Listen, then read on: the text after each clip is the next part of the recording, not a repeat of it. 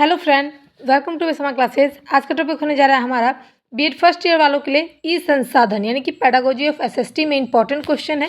तो इसको हम देखेंगे। ई संसाधन वह संसाधन होता है जो इलेक्ट्रॉनिक माध्यम से उपलब्ध कराया जाता है, यानी कि ऑनलाइन जो चीज़ें प्रोवाइड की जाती है डिजिटल माध्यम से, उसे हम ई संसाधन कहते हैं। जैसे कि पढ़ने की चीज़ें, देखने की चीज़ें, सुनने की चीज़ें, तो ये सारी जो चीज़ें हैं वो ई संसाधन कहलाती है, जो कि हम ऑनलाइन देखते हैं। ई संसाधन के कई प्रकार हैं, मैंने यहाँ पर 5 बताया। पहला है ई पुस्तकें या फिर ई बुक भी कह सकते हैं। ये वो किताबें होती है जो आपको ऑनलाइन प्रोवाइड की जाती है, जैसे कि पीडीएफ हो गया। अब आप कई यूट्यूबर को देखते हो, उसने बीएड के लिए पीडीएफ बना दिया, ये फिर नीट के लिए पीडीएफ बना दिया। तो कई सारे ऐसे पीडीएफ हैं जो ऑनलाइन प्रोवाइड होते हैं जिससे हम पढ़ पाते हैं, तो उसे हम क्या कहेंगे, ई बुक के नाम से जानते हैं। वो ई संसाधन के तहत इसलिए आते हैं क्योंकि वो ऑनलाइन होता है। तो ई संसाधन का मतलब आप जान लो, ऑनलाइन चीज़ें प्रोवाइड करना। ठीक है। ऑनलाइन वीडियो लेक्चर, यानी कि यूट्यूब पर आपने देखा होगा कई सारे ऐसे प्लेटफॉर्म हैं जहाँ पर शिक्षक जो हैं कई सारी वीडियो देते हैं। जैसे कि अभी मैं ही आपको दूंगी यूट्यूब पर। तो आप यही सोच लो, यूट्यूब पर जितने भी वीडियो हैं, ट्विटर पर जितने भी वीडियो होते हैं पढ़ाई के रिलेटेड, तो वो सारे ऑनलाइन वीडियो जितने भी लेक्चर हैं उसे हम ई संसाधन के तहत रखते हैं। ठीक है।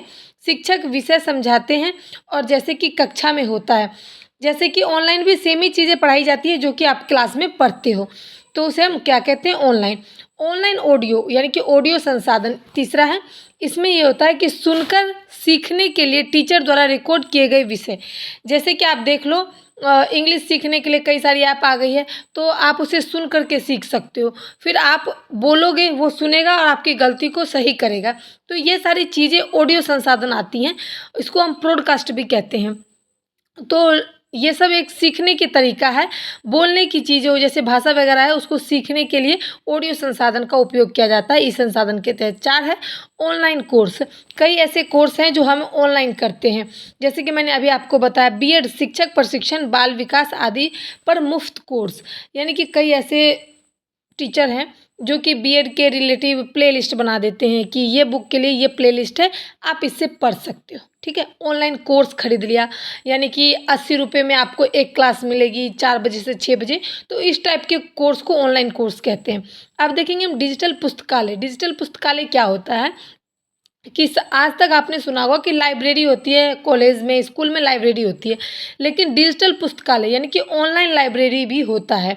जैसे कि हजारों किताबें, पत्रिकाएं, पेपर, शोध लेखन एक ही जगह, यानी कि अगर आप देखोगे तो बुक भी हमें क्या होता है, पिछले साल जो पढ़ते हो वो इस साल पढ़नी पड़ती है, उससे पिछले साल। तो उसी तरीके से जितने भी बुक्स हैं, एनसीईआरटी बुक हो गई, वो फ्री में प्रोवाइड होती है, ऑनलाइन मिलती है। तो इसे हम क्या कहते हैं, डिजिटल पुस्तकालय, यानी कि ऑनलाइन कई हजारों बुक है जो ऐसी हैं जो कि उपलब्ध हैं ऑनलाइन। पत्रिकाएं, यानी कि अगर आप लिखोगे कि प्रीवियस 5 ईयर के क्वेश्चंस चाहिए, तो वो भी आपको इंटरनेट जो है डिजिटल पुस्तकालय के माध्यम से आपको उपलब्ध करा देगा, पीडीएफ के माध्यम से, ऐसे क्वेश्चन के माध्यम के लिंक दे करके आपको उस क्वेश्चन तक पहुंचाने का काम करेगा। कौन? तो डिजिटल पुस्तकालय। तो ये एक प्रकार का डिजिटल लाइब्रेरी है जहाँ पर आपको कई प्रकार के पुस्तकें मिलते हैं, बुक मिलती है, पेपर मिलते हैं, क्वेश्चन पेपर मिलते हैं, शोध लेख करने को, खोज करने की चीज़ें भी मिल जाती है, जो आप खोजते हो वो भी मिल जाती है। तो ये सब ई संसाधन के तहत आता है। आप देखेंगे इसके क्या क्या लाभ हैं, जैसे कि सुविधाजनक, घर बैठे मोबाइल लैपटॉप से पढ़ाई कर सकते हैं, कभी भी, कहीं भी, किसी भी समय, किसी भी स्थान पर कोई बाधाएं नहीं आ सकती, आप पढ़ सकते हो। अगर आप बाहर हो, अगर आपको अभी ज़रूरी काम करना है तो आप कर सकते हो। किसके माध्यम से? ऑनलाइन के माध्यम से, लैपटॉप के माध्यम से पढ़ भी सकते हो, एग्ज़ाम भी दे सकते हो, इंटरव्यू भी दे सकते हो। तो ये सब ई संसाधन के लाभ हैं। ठीक है। उसके बाद है नवीनतम जानकारी, नई नई जानकारी, रिसर्च भी कर सकते हो। कई संसाधन को मुफ्त और सस्ते में हम प्राप्त भी कर सकते हैं। ऑनलाइन कई ऐसी चीज़ें हैं जो कि हमें फ्री में भी देखने को मिलती है, और कई ऐसी चीज़ें हैं जो हमें सस्ते दामों में अच्छी जानकारी भी मिल जाती है, जैसे कम पैसे में अच्छा ऑनलाइन क्लास हमें मिल जाता है। 5वां है पर्यावरण के अनुकूल कागज़ की बचत भी होती है।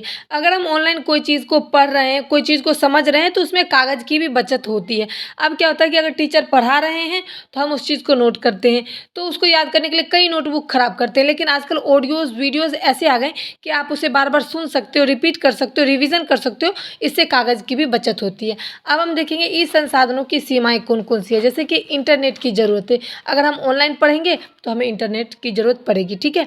स्क्रीन पर पढ़ने से आँखों पर असर पड़ता है, अगर हम ज़्यादा देर पढ़ेंगे तो उसके असर भी होते हैं। उसके बाद व्याकुलता या ध्यान हटने की संभावना, अगर हम फ़ोन पर पढ़ रहे हैं तो आप देखोगे, आप जो वीडियो देख रहे हो उसके नीचे कई वीडियो आ जाते हैं, तो कभी कभी हमारा जो मार्ग है, जो लक्ष्य है, उससे हम भटक जाते हैं, ठीक है। उसके बाद है तकनीकी ज्ञान की आवश्यकता, यानी कि इस संसाधन में ये सही बात, तकनीकी ज्ञान की आवश्यकताएं जो है वो आपको पूरी हो जाती है, जो भी आप सीखना चाहते हो तुरंत के तुरंत सीख सकते हो। उसके बाद है शिक्षा में ई संसाधनों की क्या भूमिकाएं हैं, तो ये भी कई चीज़ें हैं, जैसे कि शिक्षक जो है वो ई संसाधन का प्रयोग करते हैं। जैसे कि पहले हम कोई चित्र वगैरह दे करके पढ़ाते थे, लेकिन अब हम क्या करते हैं, कोई भी विषय का पीपीटी बना लिए, वीडियो बना लिए, उसके विषय रोचक के लिए हम कई ऐसी चीज़ें करते हैं कि ये पाठ रोचक बन जाए, उसके लिए हमें इस संसाधन का प्रयोग करना पड़ता है, ठीक है।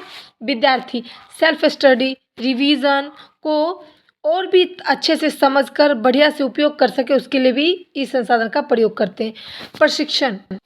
प्रशिक्षण प्रतियोगिताओं की परीक्षाओं की तैयारी, यानी कि शिक्षक जो है कई सारी ऐसी परीक्षाएं जिसकी परीक्षाओं को आराम से तैयारी कर सकते हैं इस संसाधन के माध्यम से। तो इस संसाधन काफ़ी हमारे लिए ज़रूरी है। अब इसका हम निष्कर्ष देखेंगे। इस संसाधन आज की शिक्षा प्रणाली का महत्वपूर्ण हिस्सा बन चुका है। ये अध्ययन को अधिक प्रभावशाली, सुविधाजनक और डिजिटल बनाते हैं, लेकिन इनका उपयोग संतुलित और उचित मार्गदर्शन के साथ करना जरूरी है।